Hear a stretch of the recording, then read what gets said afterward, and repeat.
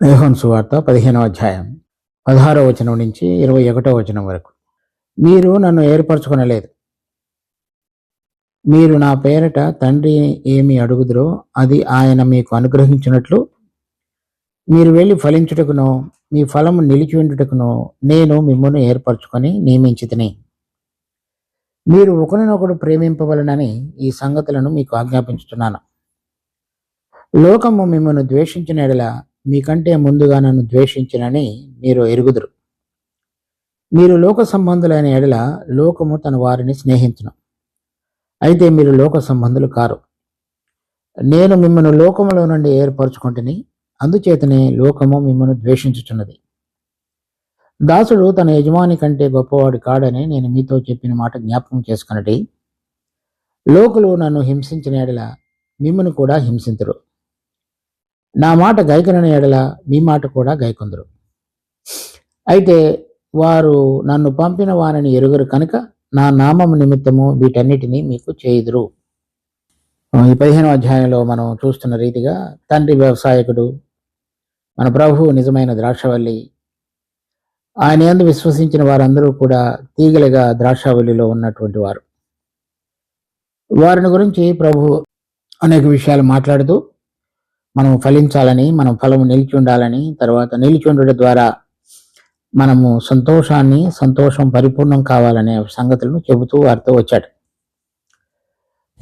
అలా చెప్పిన తర్వాత ఈ అధ్యాయం మనం ఆఖరి భాగానికి వస్తున్న కొలది ప్రభు కొన్ని మరింత ముఖ్యమైన సంగతులను శిష్యులకు, అపోస్తలులకు తెలియపరుస్తున్నాడు. 16వ వచనం, మీరు నన్ను ఏర్పరచుకొనలేదు. మీరు నా పేరిట తండ్రిని ఏమి అడుగుదురో అది ఆయన మీకు అనుగ్రహించినట్లు మీరు వెళ్ళి ఫలించుటకు మీ ఫలము నిలిచి ఉండుటకు నేను మిమ్మల్ని ఏర్పరచుకొని నియమించితిని. ఈ వచనంలో మనం చదివినప్పుడు మరి ప్రభు వారిని ఏర్పరచుకున్నాడని, ఆ శిష్యులను ఏర్పరచుకున్నాడనే విషయాన్ని వారికి చెప్తున్నాడు. అలా ఏర్పరచుకున్నట్లో కలిగిన ఉద్దేశం, వారు వెళ్ళి ఫలించుటకు, ఆ ఫలము నిలిచి ఉండుటకు నేను మిమ్మల్ని ఏర్పరచుకొని నియమించితిని. ఈ 11 మంది శిష్యులు కూడా ఈ ఫలము ఫలించి ఆ ఫలము నిలిచి ఉండటానికి ఆయన వారిని ఏర్పరచుకొని ఉన్నాడు అని చెప్తున్నాడు. వారు ప్రభువుని ఏర్పరచుకొనలేదు, కానీ ప్రభు వారిని ఒక విశేషమైనటువంటి కార్యం కొరకు ఏర్పరచుకున్నట్లుగా మనం ఈ వచనం ద్వారా అర్థం చేసుకుంటున్నాం. ఆ ఏర్పరచుకోబడినటువంటి 11 మంది అపోస్తలులుగా చేయబడిన వారు తర్వాత ఫలించాలని, ఆ ఫలం నిలిచి ఉండాలనేటువంటిది ఆయన యొక్క ఉద్దేశం. దాని కొరకు ఆ ఫలము ఫలించటానికి, ఫలం నిలిచి ఉండటానికి నా పేరట తండ్రిని ఏమి అడుగుదురో అది ఆయన మీకు అనుగ్రహించినట్లు ఈ విషయాలు మనం అర్థం చూసినట్లయితే మొదటగా ఆయన ఈ 11 మందిని ఏర్పరచుకున్నాడనే విషయాన్ని మనం అర్థం చేసుకున్నాం. మత్తయి సువార్త 10వ అధ్యాయంలో ప్రభు వారందరినీ కూడా ఏర్పరచుకొని, మరి వారందరూ కూడా మొదట యూదయలో ఉన్నటువంటి ప్రాంతాలన్నిటికీ కూడా వెళ్ళి ఈ సువార్తను ప్రకటించమని చెప్పాడు. తర్వాత విషయానికి వచ్చినప్పుడు ఆయన పునరుద్ధానుడై తిరిగి లేచిన తర్వాత అపోస్తలుల కార్యం 1వ అధ్యాయం 1వ వచనాల్లో, మీరు పరిశుద్ధాత్మ దేవుడు మీ మీదకి వచ్చినప్పుడు మీరు మొదట యూదయలోను, తర్వాత సమరయ, మరి భూదిగంతముల వరకు నాకు సాక్షులుగా ఉండెదరు అనే విషయాన్ని కూడా ఆయన వారికి చెప్పాడు.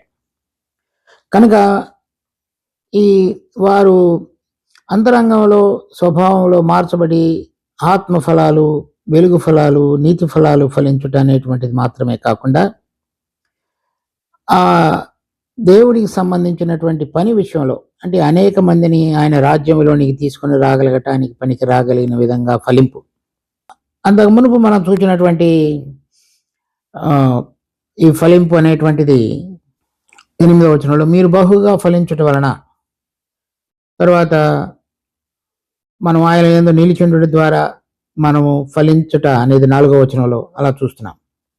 అక్కడ 7వ వచనంలో కూడా, మీరు నా యందును నా మాటలను నిలిచి ఉండిన ఎడల మీకు ఏది ఇష్టమో అడుగుడి, అది మీకు అనుగ్రహింపబడును. అవన్నీ కూడా మనం అంతరంగ స్వభావాన్ని మార్పు చెంది ఆత్మ ఫలములు, వెలుగు ఫలములు, నీతి ఫలములు ఫలించుటకు మనము ప్రభువుని అడిగినట్లయితే ఆ విధంగా ఆయన మనలో పనిచేసేవాడుగా ఉంటాడు. ఇక్కడ ఈ 16వ వచనంలో మనం చూసినటువంటి ఫలింపు అనేటువంటిది ఆయన వారిని అపోస్తలులను ఒక విశిష్టమైనటువంటి పని కొరకు ఏర్పరచుకున్నాడు. ఆ పనిలో వారు ఫలింపాలనేటువంటి విషయాన్ని కూడా ఆయన కోరుతున్నాడు.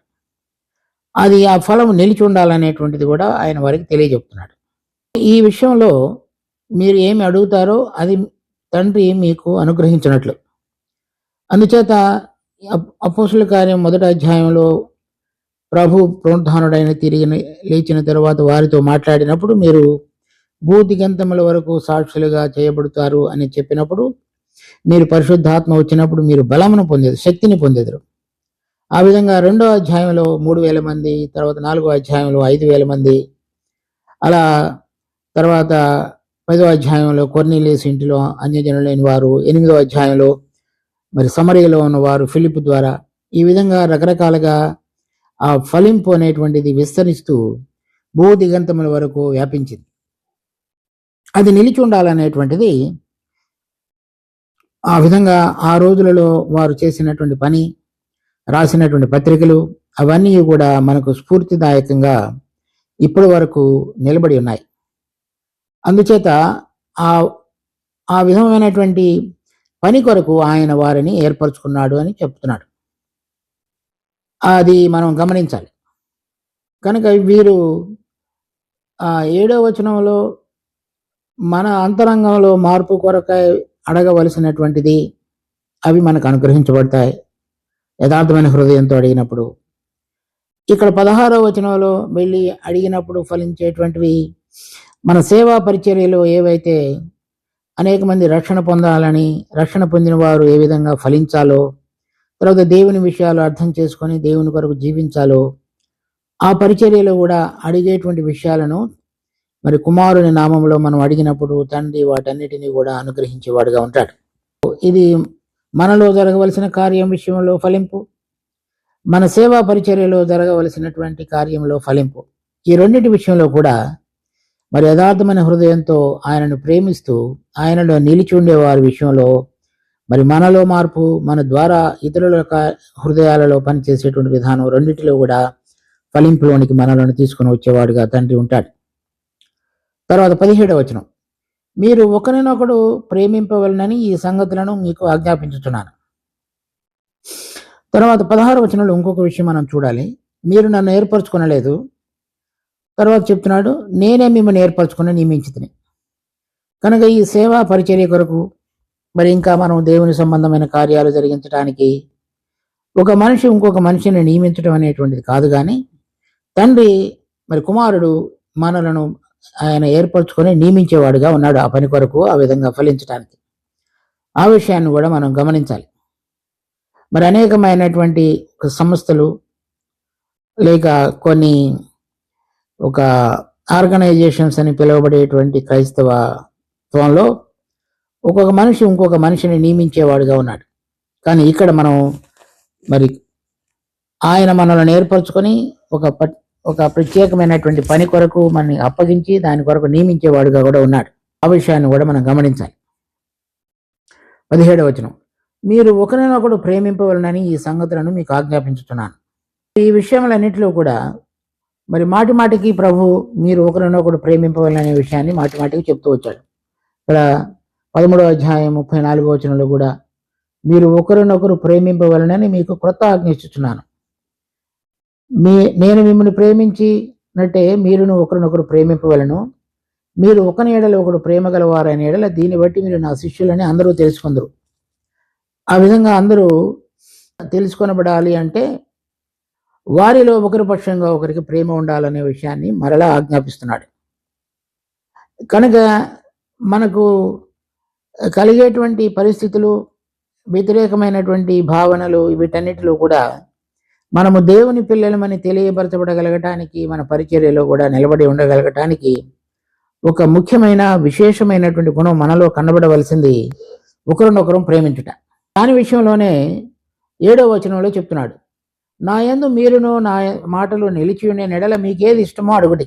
ఈ విధంగా మనం క్రైస్తవులైన వారు అందరినీ కూడా ప్రేమింపుట అనేటువంటిది మనం మన జీవితాన్ని పరీక్షించుకున్నప్పుడు కూడా అది చాలాసార్లు ఎంతో కుంటుపడినట్లుగా, దానిలో లోపం ఉన్నట్లుగా, కొరవ కనపడుతుంది. అందుచేత మనం ఆయన శిష్యులమని తెలియపరచబడే విధంగా మన జీవితంలో ఆ ప్రేమ భరితమైనటువంటి హృదయం అంతగా కనిపించదు. కానీ ప్రభు శిష్యులకు మాటి మాటికి ఒక్కాడి నుంచి చెప్తున్నటువంటిది ఏంటంటే, మీరు ఒకరినొకరు ప్రేమించాలని. అలా ప్రేమించడం ద్వారా మనము దేవుని ప్రేమించుతున్నామనే విషయాన్ని మనం బయటికి తెలియపరచగలుగుతున్నాం. మనము ఆ విధంగా కనుక ప్రేమించకపోయినట్లయితే మనలో దేవుని పక్షంగా ఆయనలో నిలిచి ఉండి ఆయన స్వభావానికి అనుసారంగా నడిచేటువంటి విధమైనటువంటి జీవితం మనలో లేదు అనేది మనం గుర్తు చేసుకోవాలి. అందుచేతనే మాటి మాటికి ప్రభు ఆ విషయాన్ని గమనంలోని తీసుకొస్తున్నాడు. 18వ వచనం, లోకము మిమ్మల్ని ద్వేషించిన ఎడల మీకంటే ముందుగా నన్ను ద్వేషించినని మీరు ఎరుగుదురు. అది ఇప్పుడు వారు ఆయన నియమించినటువంటి పనికి ప్రభు చనిపోయి తిరిగి లేచి పరమనకు ఆరోహణుడైన తరువాత ఈ లోకంలో ఉండేటువంటి 11 మంది అపోస్తలులు మరి లోకంలోనికి వెళ్ళి వారందరినీ కూడా వెలుగులోనికి తీసుకుని రావటానికి ప్రకటించేటువంటి కార్యం, దాని ద్వారా ఫలించేటువంటి కార్యంలో వారు లోకము చేత ద్వేషించబడేవారుగా ఉన్నారనేది ముందుగా వారికి తెలియపరుస్తున్నాడు. ఈ విధంగా వారిని హెచ్చరిస్తూ దాని కొరకై ఆయన వారిని సిద్ధపరుస్తున్నాడు. లోకము మిమ్మల్ని ద్వేషించిన ఎడల అంటే నేను దేని కొరకైతే నియమించానో ఆ పనిలో వెళ్ళి నిలిచి ఉండి మరి ఆ కార్యాన్ని జరిగిస్తున్నప్పుడు మీరు లోకము చేత ద్వేషించబడేవారుగా ఉంటారు. అప్పుడు మీరు నన్ను గుర్తు చేసుకున్నట్లయితే లోకము మిమ్మల్ని ద్వేషించడం కంటే ముందుగా నన్ను ద్వేషించనని మీరు ఎరుగుదురు. ప్రభు ఇక్కడ 3.5 సంవత్సరాల సేవా పరిచర్య కాలంలో తండ్రి చేత నియమించబడి ఈ లోకమునకు వచ్చిన తర్వాత ఆ పరిచర్యను ప్రారంభించినప్పుడు ఎవరు కూడా ఆయనను విశ్వసించలేదు. కాగా అంత మాత్రమే కాకుండా ఆయనను అందరూ ద్వేషించిన వారుగా ఉన్నారు. అది వారు ఆయనతో పాటుగా ఉన్న సమయంలోనే జరిగిన విషయం కనుక ఆ విషయాన్ని మీరు ఎరిగి ఉన్నారు. 19వ వచనం, మీరు లోక సంబంధులైన ఎడల లోకము తన వారిని స్నేహించును. ఈ లోకం అనేటువంటిది ఈ అపవాది యొక్క హస్తాల చేత దాని కింద ఉండి వాని అధికారం చేత నడిపించబడుతున్నది. కనుక వారిలో రకరకాలైనటువంటి విభేదాలు, మరి జీవనపరంగా, సిద్ధాంతపరంగా, ఆలోచన పరంగా భిన్నాభిప్రాయాలు ఉండవచ్చు. కానీ ప్రభువును ప్రేమించి మరి ప్రభువు కొరకు నిలబడే వారి పక్షంగా వారందరి హృదయాలు ఈ విషయంలో ఏకమై వారిని ద్వేషించేవిగా చేయబడతాయి. కనుక లోకంలో ఉన్నవారు లోకంలో ఉన్నటువంటి వారిని స్నేహించడం అనేటువంటిది సహజంగా జరిగేది. కానీ ప్రభు లోకంలో నుండి నేను మిమ్మల్ని లోకంలో నుండి ఏర్పరచుకుంటేనే, ఈ ఏర్పరచుకునటం అనేటువంటిది లోకంలో నుంచి బయటికి తీసుకొని వచ్చి మరి ఈ అంధకార సంబంధమైన రాజ్యము వాని యొక్క ప్రభావం నుంచి విడుదల కలుగు చేసి కుమారుడైన యేసుక్రీస్తు యొక్క రాజ్యమునకు మనలను మార్చిన తరువాత మనకి ఇవ్వబడినటువంటి నూతన జీవము, ఆ ఆత్మ ద్వారా ఆయనతో నడిపించబడేటువంటి ఆ జీవం యొక్క స్వభావాన్ని ప్రకటించబడుతున్నప్పుడు వారందరూ కూడా లోకంలో ఉన్నటువంటి వారికంటే వేరైన విధంగా మన జీవితంలో ఉన్నటువంటి నడత, ప్రవర్తన, స్వభావము, గుణములు ఇవన్నీ కనబడేవిగా ఉన్నట్లయితే వారు మనని ద్వేషించేవారుగా ఉంటారు. ఎందుచేతనంటే వారు కోరిన విధంగా మనం జీవించటం లేదు కాబట్టి. చూడండి, పేతురు రాసిన మొదటి పత్రిక 4వ అధ్యాయం 3వ వచనం, మనము పోకిరి చేష్టలు, దురాశలు, మద్యపానము, అల్లరితో కూడిన ఆటపాటలు, త్రాగుబోతుల విందులు, చేయదగని విగ్రహ పూజలు మొదలైన వాటి యందు నడుచుకొనుచు అన్యజనుల ఇష్టము నెరవేర్చు ఉండుటకు గతించిన కాలమే చాలును. అపరిమితమైన ఆ దుర్వ్యాపారమునందు తమతో కూడా మీరు పరిగెత్తకపోయినందుకు వారు ఆశ్చర్యపడుచు మిమ్మల్ని దూషించుచున్నారు. ఆ విధంగా ఈ లోకములో జరిగేటువంటి విధంగా ఉంది. కనుక మీరు ద్వేషించబడినప్పుడు మీరు ఆశ్చర్యపడవద్దు అని చెప్తున్నాడు. అలాగే 20వ వచనం, 15వ అధ్యాయం 20వ వచనం, దాసుడు తన యజమానిని కంటే గొప్పవాడు కాడని నేను మీతో చెప్పిన మాట జ్ఞాపకం చేసుకొనడి. లోకులు నన్ను హింసించిన ఎడల మిమ్మల్ని కూడా హింసించరు, నా మాట గైకొనని ఎడల మీ మాట కూడా గైకొందరు. అయితే అంతకు మునుపు కూడా ప్రభు వారిని ఏర్పరచుకున్నప్పుడు ఈ విధంగా చెప్పాడు. చూడండి, మత్తయి సువార్త 10వ అధ్యాయం 16వ వచనం నుంచి. ఇదిగో తోడేళ్ల మధ్యకు గొర్రెలను పంపినట్టు నేను మిమ్మల్ని పంపుచున్నాను. కనుక పాముల వలె వివేకులను, పావురముల వలె నిష్కపటులునై ఉండుడి. మనుషులను గురించి జాగ్రత్త పడుడి. వారు మిమ్మల్ని మహాసభలకు అప్పగించి తమ సమాజ మందిరములలో మిమ్మల్ని కొరడాలతో కొట్టింతురు. వీరికిని అన్యజనులకును సాక్షార్థమై నా నిమిత్తము మీరు అధిపతుల యొద్దకును రాజుల యొద్దకును తేబడుదురు. వారు మిమ్మల్ని అప్పగించుతున్నప్పుడు ఎలాగూ మాట్లాడుదుము, ఏమి చెప్పుదుమని చింతింపకుడి. మీరేమి చెప్పవలనో అది ఆ గడియలోనే మీకును అనుగ్రహింపబడును. ఇక్కడ నా నిమిత్తము మహాసభలకు అప్పగించి తమ సమాజ మందిరములలో మిమ్మల్ని కొరడాలతో కొట్టింతురు. వీరికిని అన్యజనులకును సాక్షార్థమై దాని నిమిత్తము మీరు అధిపతుల యొద్దకు రాజుల యొద్దకు తేబడుదురు. ఆ విధంగా వారు ద్వేషించబడుట అనే దానికి ప్రభు ముందుగానే వారిని ఏర్పరచుకునేటప్పుడు చెప్పాడు. తర్వాత 22వ వచనంలో 10వ అధ్యాయం మత్తయి సువార్త 22వ వచనం, మీరు నా నామము నిమిత్తము అందరి చేత ద్వేషింపబడుదురు. అంతము వరకు సహించిన వాడు రక్షింపబడును. వారు ఈ పట్టణములో మిమ్మల్ని హింసించినప్పుడు మరి ఒక పట్టణమునకు పారిపోవుడి. మనుష్య కుమారుడు వచ్చే వరకు మీరు ఇశ్రాయేలు పట్టణములలో సంచారం చేసి ఉండరని నిశ్చయముగా మీతో చెప్తున్నాను. ఆ విధంగా అటువంటి సందర్భంలో వారు ఏ విధంగా ఉండాలనేటువంటిది, ఏ విధంగా జరగబోతున్నది అనే విషయాన్ని ప్రభు మరోసారి 15వ అధ్యాయం యోహాను సువార్త 15వ అధ్యాయంలో చెప్తున్నాడు. ఈ మత్తయి సువార్త 10వ అధ్యాయంలో జరుగుతున్నటువంటి విషయాలు అది వారిని ఏర్పరచుకున్నటువంటి తొలి దినాల్లో చెప్పబడినటువంటి మాటలు. 15వ అధ్యాయం చివరిలో చెప్పబడుతున్నటువంటి మాటలు ఆయన పరిచర్య 3.5 సంవత్సరాలు అయిపోయిన తర్వాత జరుగుతున్నటువంటి విషయాలు. ఆ విధంగా ఈ రెండు చోట్ల కూడా ఆయన 3.5 సంవత్సరాలు వారితో గడిచిన తర్వాత మరొకసారి వారికి రాబోయే దినాలలో హింస, ద్వేషము ఇవన్నీ కూడా వారికి కలిగేవిగా ఉన్నాయని వారికి తెలియపరుస్తున్నాడు. ఇది వారికి మాత్రమే కాకుండా ఎవరెవరినైతే దేవుడు ముందుగా ఏర్పరచుకొని వారిని ఆయన పరిచర్య కొరకు, ఆ పరిచర్య ద్వారా అనేక మంది లాభం పొందాలనే విధంగా ఏర్పరచుకొనబడ్డారో వారందరికీ కూడా ఈ లోకంలో ఇటువంటివన్నీ కూడా జరిగేవిగా ఉంటాయి. కనుక అవి మనందరం కూడా గుర్తు చేసుకొని ఎవరెవరైతే ఆయన కొరకు పిలువబడ్డారో, ఆయన చేత ఏర్పరచబడ్డారో ఫలించాల, ఇతరులు కూడా వీరి యొక్క జీవితము మరి పరిచర్య ద్వారా అనేక మంది దేవుని యొక్క రాజ్యంలోనికి ప్రవేశించగలగడానికి పనిచేసేవారుగా ఉన్నారో వారు ద్వేషించబడినప్పుడు వారు ఏదైనా జరుగుతున్నదనే విషయంలో ఆశ్చర్యపడకూడదు. చూడండి, 1 పేతురు 4వ అధ్యాయం 12వ వచనం నుంచి, ప్రియులారా, మిమ్మల్ని శోధించుటకు మీకు కలుగుతున్న అగ్ని వంటి మహాశ్రమను గురించి మీకేదో ఒక వింత సంభవించినట్లు ఆశ్చర్యపడకుడి. క్రీస్తు మహిమ బయలుపరచబడినప్పుడు మీరు మహా ఆనందముతో సంతోషించు నిమిత్తము క్రీస్తు శ్రమలలో మీరు పాలివారై ఉన్నంతగా సంతోషించుడి. క్రీస్తు నామము నిమిత్తము మీరు నింద పాలైన ఎడల మహిమా స్వరూపి అయిన ఆత్మ అనగా దేవుని ఆత్మ మీ మీద నిలుచుతున్నాడు గనక మీరు ధన్యులు. ఒకవేళ మీరు ఆ విధంగా లోకము చేత ద్వేషించబడి హింసలో గనక పారివారైనట్లయితే మహిమా స్వరూపి అయిన ఆత్మ అనగా దేవుని ఆత్మ మీ మీద నిలుచుతున్నాడు గనక మీరు ధన్యులు. ఆ విధంగా మీరు వేరే రకమైనటువంటి ఆశీర్వాదాన్ని పొందబోతున్నారు.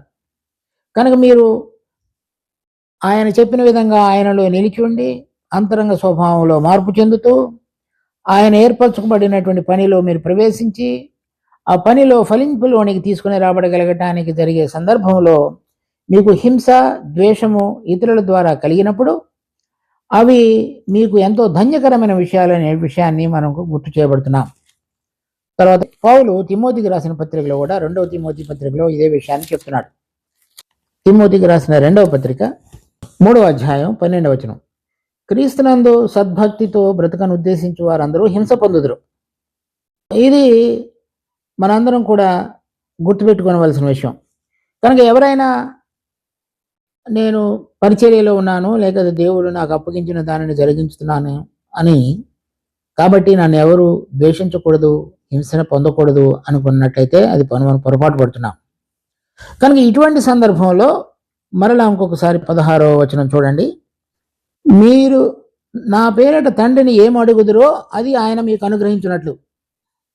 కనుక ఇప్పుడు మరి ప్రభువు ఒకరినొకరు ప్రేమింపవలననే విషయాన్ని మాటి మాటికి ఒక్కడి నుంచి చెప్తుండగా ఈ పరిచర్యలో కూడా ఫలింపాలనే విషయం కూడా ప్రార్థించాలనేటువంటిది మనం అర్థం చేసుకుంటున్నాం. అంత మాత్రమే కాకుండా ఇప్పుడు వారు లోకంలోనికి వెళ్ళి లోకము నుంచి వేరై మరి దేవుని యొక్క సువార్తను ప్రకటించినప్పుడు వారు ద్వేషాన్ని హింసను ఎదుర్కొనేవారుగా ఉంటారు. ఆ సందర్భంలో మరి వారు ఏమి అడిగినప్పటికీ నా నామమున మీరు ఏది అడుగుదరో అది ఆయన మీకు అనుగ్రహించడం. కనుక వీరందరి విషయంలో ఎటువంటి మనసు కలిగి ఉండాలనేది కూడా మనకు చాలా ముఖ్యమైన విషయం. ఎందుచేతనంటే ఇక్కడ సహోదరులను మీరు ఒకరినొకరు ప్రేమించడం అనేటువంటిది అది కొంతవరకు మరి చాలామంది జరిగించగలిగిన విషయం. కానీ ఈ హింస ద్వేషాన్ని ఎదుర్కొంటూ వారిని కూడా మరి తండ్రి యొక్క ప్రేమ ప్రకారంగా మార్పు చెందినటువంటిది, పరలోక సంబంధమైనది, స్వార్థరహితమైనది, వారి యొక్క క్షేమాన్ని కోరుతూ ప్రేమించగలిగినటువంటి హృదయం అనేటువంటిది మనం చాలా అరుదుగా చూస్తాం. దాని విషయంలో మరి ఏది మనం ప్రార్థించాలి అంటే ఈ ఫలింపులోనికి తీసుకొని రాబడటానికి, అంటే ఇతరులు ఈ విధంగా ద్వేషాన్ని హింసను మన పక్షంగా చూపిస్తున్నప్పుడు మనం దేవుని ప్రేమతో నింపబడిన హృదయంతో కలిగి వారు నిజమైనటువంటి వెలుగును, జీవాన్ని, నీతిని పొందాలనేటువంటి ఆశతో తండ్రి సన్నిధిలో గనక మనం అడిగినట్లయితే ఆ కార్యాన్ని దేవుడు మన పక్షంగా చేసేవాడుగా ఉంటాడనే విషయాన్ని మనం అర్థం చేసుకోవాలి. కనుక మనకిష్టమైనటువంటి విషయాలు తండ్రి మనకి ఇవ్వాలని, మన యొక్క అవసరతల విషయంలో ఏదైతే మనకు కొన్ని కోరికలు ఉంటాయో అవి తీర్చబడాలనేటువంటి అడగటం కాదు ఇక్కడ. ఆ ఫలింపులో అంటే ఆ సేవా పరిచర్యలో నిలబడినప్పుడు జరిగేటువంటి ఎదిరింపులు, ద్వేషము, హింస, వాటన్నిటిలో కూడా మన హృదయాలు దేవుని ప్రేమతో నింపబడి వారి పక్షంగా ఎటువంటి తేటైన మనసుతో ప్రేమతో నింపబడి వారు కూడా దేవుడిని ఎరగాలనేటువంటి మనసు కలిగి ఉండాలో దాని కొరకై కూడా మనం ప్రార్థించాలి. అప్పుడు మాత్రమే ఈ పరిచర్య అనేటువంటిది, ఈ ఫలింపు అనేటువంటిది, ఈ దేవునికి మహిమ అనేటువంటిది తీసుకొని రాబడుతుంది. చూడండి, మార్కు సువార్త 11వ అధ్యాయం 22వ వచనం నుంచి. అందుకు యేసు వారితో ఇట్లనెను, మీరు దేవుని యందు విశ్వాసముంచుడి. ఎవడైనను ఈ కొండను చూచి నువ్వు ఎత్తబడి సముద్రంలో పడవేయబడమని చెప్పి తన మనసులో సందేహింపక తాను చెప్పినది జరుగునని నమ్మిన ఎడల వాడు చెప్పినది జరుగునని మీతో నిశ్చయముగా చెప్తున్నాను. ఇక్కడ ఒక అంజూరపు చెట్టును ప్రభు శపించినప్పుడు అది ఎండిపోవటం అనేటువంటిది చూశారు శిష్యులు. అందుకు దానికి ఆశ్చర్యపడినప్పుడు మీరు అలా ఆశ్చర్యపడడం అవసరం లేదు, మీరు దేవుని యందు విశ్వాసం ఉంచినట్లయితే ఈ కొండ కూడా ఎత్తబడి సముద్రంలో పడవేయబడమని చెప్పినప్పుడు అది జరుగుతుంది అనే విషయాన్ని చెప్పాడు. అలా చెబుతూ 24వ వచనంలో, అందుచేత ప్రార్థన చేయనప్పుడు మీరు అడుగుతున్న వాటి నెలను పొంది ఉన్నామని నమ్ముడి, అప్పుడు అవి మీకు కలుగునని మీతో చెప్పుచున్నాను. కనుక విశ్వాసం ద్వారా ప్రార్థించినప్పుడు మనం అడిగినవన్నీ పొందుతామనేటువంటి విషయాన్ని నమ్మాలి అని చెప్తున్నాడు. 25వ వచనంలో, మీరు ఒకరి మీద విరోధం ఏమైనా కలిగి నెడల మీరు నిలవబడి ప్రార్థన చేయనప్పుడల్లా వారిని క్షమించుడి, అప్పుడు పరలోకమందున్న మీ తండ్రియు మీ పాపములను క్షమించును. కనుక ఈ ద్వేషము, హింస చేయుచున్నటువంటి మంచి పనికి ప్రతిఫలంగా మనకు గనక ఈ లోకములో సంభవించినట్లయితే అప్పుడు మన హృదయాలలో వారి పక్షంగా మరి వేరే అయినటువంటి తలంపు, భావన కలిగే అవకాశం ఉంది. అలాంటి సమయంలో మనం గనక వేరే ఏదైనటువంటి విరోధ భావం గనక కలిగి ఉండి ఆయనను కనుక అడిగినట్లయితే ఆ ప్రార్థన ఆయన అంగీకరించడు. అందుచేత ఈ కలగబోయేటువంటి ద్వేషించబడటము, హింసను పొందటం అనేటువంటి సందర్భాన్ని అనుసారంగా అది కలగబోతున్నటువంటి విషయాన్ని వారికి గుర్తు చేస్తూ, అలాంటిది కాకుండా మీరు ఒకరినొకరు ప్రేమించడం మాత్రమే కాకుండా మీలో ఆ దేవుని ప్రేమ నిలిచున్నదనే దానికి బదులుగా గుర్తుగా మీరు ఇతరుల పక్షంగా ఎటువంటి విధంగా ఉండాలనేది మీరు గుర్తు చేసుకుంటూ ఆ విషయాన్ని మీరు ప్రార్థించినట్లయితే అది తండ్రి మీకు అనుగ్రహిస్తాడు. అప్పుడు మీరు ఈ పరిచర్యలో, ఈ ఫలింపులో ముందుకు వెళ్ళే అవకాశం ఉంది. అలా కాకుండా మీ హృదయాలు గనక వారి పక్షంగా నేను ఎటువంటి ప్రేమ కలిగి నా యొక్క జీవితాన్ని సిలువలో ఫణంగా పెట్టబోతున్నానో అటువంటి విధంగా అదే ప్రేమతో గనక మీరు లోకం పక్షంగా గనక నింపబడి ఉండకపోయినట్లయితే మీరు ఫలించుట, ఆ ఫలము నిలిచి ఉండుట అనేటువంటిది జరగదు. కనుక ఈ పరిచర్యలో మీకు ముఖ్యమైనటువంటిది మీరు ఒకరినొకరు ప్రేమించడం మాత్రమే కాకుండా లోకము మిమ్మల్ని ద్వేషించి హింసించినప్పుడు ఏ విషయమై మీరు దేవుని అడగాలో అది మీరు పొంది ఆ విధంగా పరిచర్యలో కావలసిన శక్తిని, బలాన్ని, ప్రేమను ఆ గుణముల యొక్క పోలిక చొప్పున ఆ ఫలింపులోనికి తీసుకుని రావాలో ఆ విషయాన్ని మీరు గుర్తెరగాలి. అది గనక మీరు అడిగినట్లయితే తండ్రి ఆ కార్యం అంతటిని కూడా మీకు జరిగించేవాడుగా ఉంటాడనే విషయాన్ని తెలియజెప్తున్నాడు. కనుక మనం దేవుని చేత ఏర్పరచబడినటువంటి వారి విషయాల్లో చూస్తున్నటువంటి ఇంకొక విషయం, వారు ఎవరైతే వీరిని పరిచర్య జరిగించే వారిని, ప్రభు కొరకు నిలబడే వారిని ద్వేషిస్తారో వారి పక్షంగా కూడా వారి హృదయాలు తేటగా ఉండటం అనేటువంటిది గమనిస్తాం. అది వారి యొక్క ప్రార్థనలు అంగీకరించబడుతున్నాయనే దానికి గుర్తు. అటువంటి భారంతో ప్రార్థించేవారుగా వారు ఉంటారు.